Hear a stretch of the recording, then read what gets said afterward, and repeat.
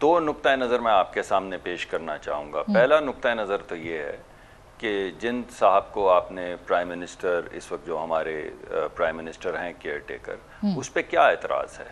اس پہ ہمارے سارے ہم سب ان کو جانتے ہیں. وہ ایک مڈل کلاس آدمی ہیں اور پڑھے لکھے آدمی ہیں, اور ایک خاص نقطۂ نظر پاکستان کے اوپر, پاکستان کی ترقی کے کو مد نظر رکھتے ہوئے, وہ ایسا نہیں کہ ان کے ذہن میں کوئی خاکہ نہیں ہے. تو میں سمجھتا ہوں ایک بہتر آدمی ہیں جن کے اوپر ابھی تک کسی نے کو بہت, میں نے نہیں کسی سے کوئی بہت بڑا عذر یا بہت بڑا کوئی نہیں. مصدق صاحب ان کی شخصیت پہ کوئی اعتراض کسی کو بھی نہیں ہے, ان کے طریقہ انتخاب کے اوپر پی ایم ایل این کے رویے پہ اختلاف ہے. میں آپ کو جی اس پہ بات کیے لیتے ہیں. پاکستان میں 6 7 8 غالباً کیئر ٹیکر گزرے ہیں, مجھے نہیں یاد کتنے گزرے ہیں. اس میں میر ہزار خان کھوسو صاحب کو نکال دیں اور معین قریشی صاحب کو نکال دیں اور جسٹس صاحب کو نکال دیں جو آخر میں آئے تھے, باقی تمام پولیٹیکل لوگ تھے.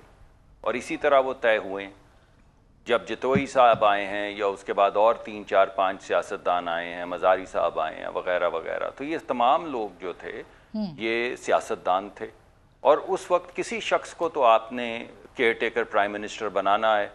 اب اگر ایک سلجھے ہوئے آدمی کو, ایک پٹھان اوریجن کا آدمی جو بلوچ ہے, جو پڑھا لکھا ہے, جو ایک اپنی پاکستان کو ریپرزینٹ کرنے کی مہارت رکھتا ہے, جس کے پاس ایک ترقی کا اور بالخصوص بلوچستان کے حوالے سے ایک نقطۂ نظر بھی ہے, اگر انہیں نہ رکھیں تو کسے رکھیں؟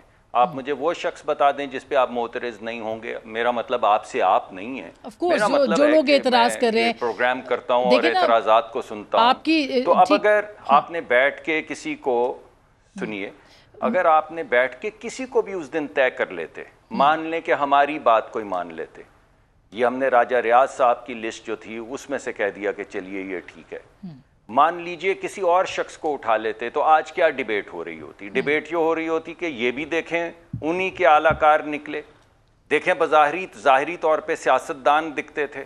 بھائی مجھے تو اصل میں جو یہاں پہ ایک خاص فضا پیدا ہو گئی ہے شک کی, اچھا, اس پہ تھوڑا سا میں چاہوں گا کہ غور کیا جائے. یعنی وہ کوئی ایک شخص تو بتا دینا جسے ہم لگا دیں, یا آپ لگا دیں, یا سب مل کے لگا لیں, اور اس کے اوپر یہ ڈیبیٹ نہ ہو.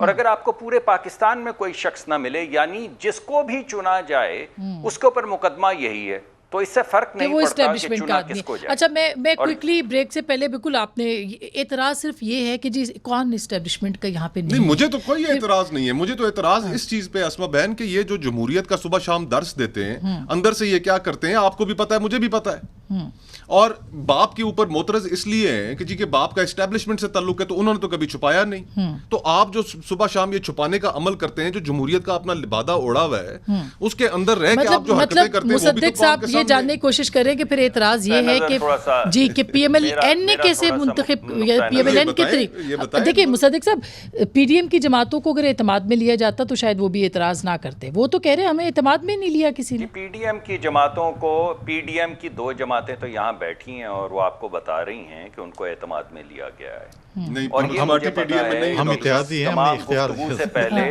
تقریباً ہر اگلے دن, سن لیجئے, ہر اگلے دن مشاورت ہو رہی تھی. ایسا تو نہیں ہے کہ کسی نے یونیلیٹرلی جا کے اعلان کر دیا, یعنی چند گھنٹے پہلے تک مشاورت کا عمل جاری تھا, اور جو چیزیں بھی سامنے آ رہی تھی سب سے شیئر کی جا رہی تھی, اور آخر میں سب نے پرائم منسٹر کو کہا کہ ہمیں آپ پہ اعتماد ہے. ہم سب نے سن لی تمام باتیں, یہ لسٹیں بھی ہیں, ہمیں یہ بھی پتہ ہے یہاں سے کون آ رہا ہے, وہاں سے کون آ رہا ہے, ہم آپ پہ اعتماد کرتے ہیں. ٹیکنیکلی اسپیکنگ تو وزیر اعظم اور لیڈر آف دی اپوزیشن ایک کمرے میں بیٹھ کے آئین کے مطابق فیصلہ کر سکتے ہیں کہ کون ہوگا. That's it.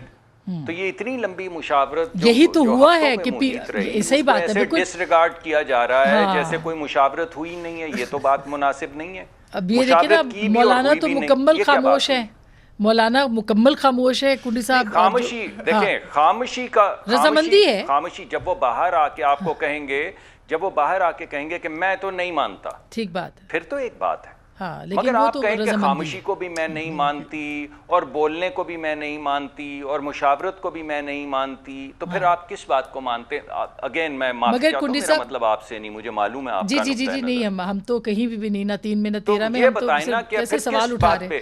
ہاں جی اچھا مصدق صاحب ٹھہرے ایک سیکنڈ، میں اس کا جواب دینے کی کوشش کر رہا ہوں کہ آپ دیکھیے نا، بات یہ ہے میں جاننا چاہوں گا آپ کس چیز کو مانتے ہیں؟ مشاورت کو آپ نہیں مانتے، خاموشی کو آپ نہیں مانتے. اچھا یہ اعتراض جو ہے بالکل آپ کی بات درست ہے. میں بریک کے بعد اس پہ دوبارہ بات کرتی ہوں. مجھے کنڈی صاحب سے پوچھنا ہے کہ